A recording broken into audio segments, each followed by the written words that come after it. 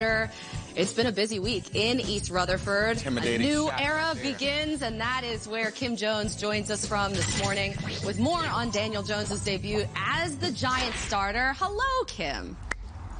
Hello, Colleen. You know, by all accounts, Eli Manning and Daniel Jones have had and have a great relationship. Eli's a willing mentor, as we know. Daniel Jones eager to listen and learn. Well, Eli answered about 36 questions or so at his locker on Wednesday, and his last answer may have been his best when asked for advice for the rookie quarterback. He said, throw it to the guy wearing the same jersey as you are. Eli still perhaps has his sense of humor. Now, one more note on Eli as we kind of wrap all of this up where it comes to Eli Manning. I'm told Tom Coughlin, the head coach we will always identify when we talk about Eli Manning, reached out to Eli via text this week, just checking on his former quarterback, making sure he's doing okay. Oh, interesting stuff there. All right, Kim. Well, thank you for keeping us up to date on this Eli Manning, Daniel Jones story. Of course, this is the first NFL weekend with no Eli, Ben, or Breeze since 2003, and now Cam's out too. Years from now, this might just be mentioned in the old football history books as the official changing of the guard at the quarterback position. Our Dave Damashek has some deep thoughts on the past, the future, and some gold jackets too in this week's Reality Check. Eli out. I'm not dying. Daniel in. I'm certainly looking forward to it. It feels like a generational sea change is going on right now. That's because there's a generational sea change going on right now. Time waits for no QB, except for this guy. But before time does roll on, look at this.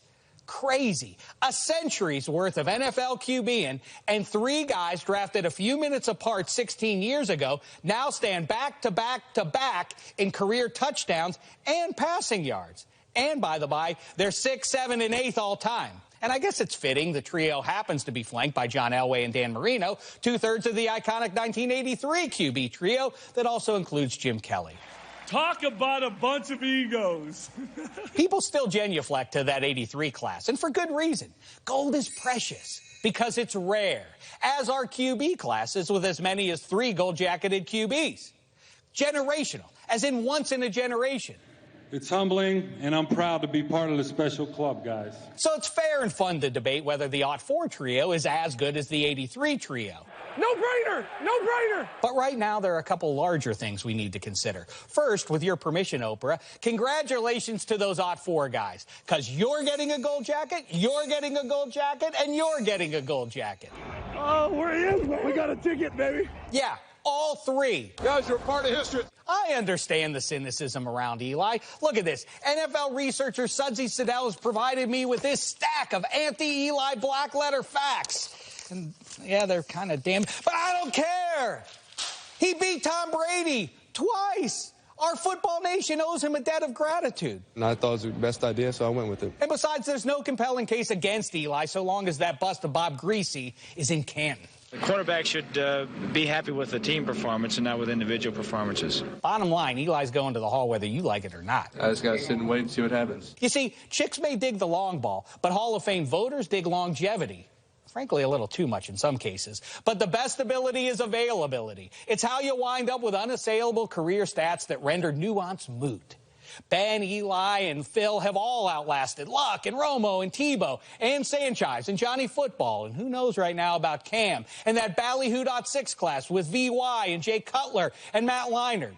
But here's a little sunshine on the horizon. It's the key right here, all right? It's as though when Sheriff Peyton rose to the football heavens after Super Bowl 50, he exploded into a million little deputies. Look at these guys. I'd name them, but Colleen Wolfe won't give me the time. This isn't a fluke. Players are arriving younger and better prepared to roll. Look no further than Arrowhead on Sunday for proof. The stars are aligned. 18 QBs 26 or younger are starting this weekend. Here's a formula.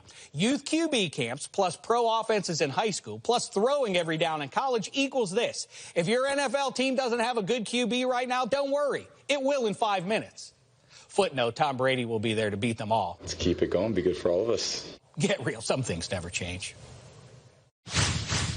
That was dope. Dave Damashek Great the best. job. Right? I know. There's Great a lot. There's job. a lot to talk about too, just within those couple minutes. Average. So if this is indeed the end of the road for Eli Manning, he's had a heck of a career, 16 seasons in the NFL, over 100 wins, a 2-time Super Bowl MVP, 100 losses, 4-time Pro Bowler, 7 all-time in passing yards, plus the whole, 232 straight starts from 04 to 2017. That streak would have gone 2 more years if not for Ben McAdoo.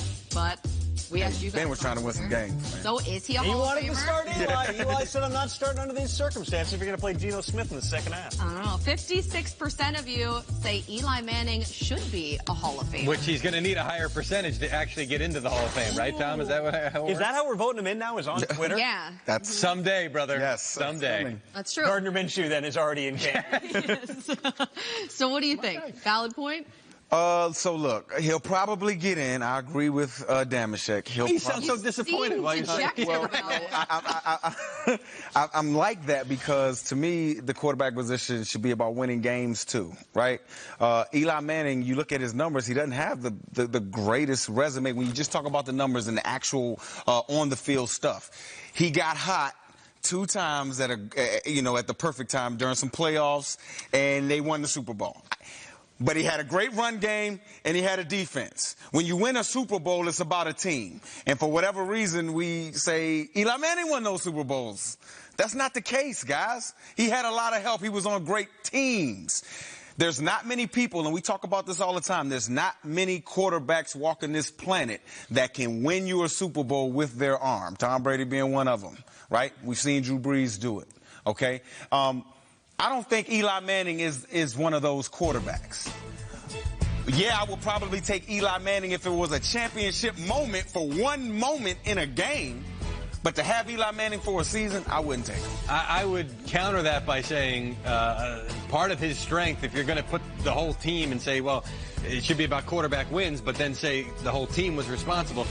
The way that he operated the offense with Kevin Gilbride as the offensive coordinator, he was a big part of that running game, but putting them in the right situations. You're absolutely right. But they ran the football with authority. That offensive line, those running backs. I mean, I can't count that as a knock against him, as he was part of that, and he helped make the thing go. And he threw the ball well in Green Bay in the NFC Championship game in frigid weather. He had Plaxico Burress, I think, 10 times.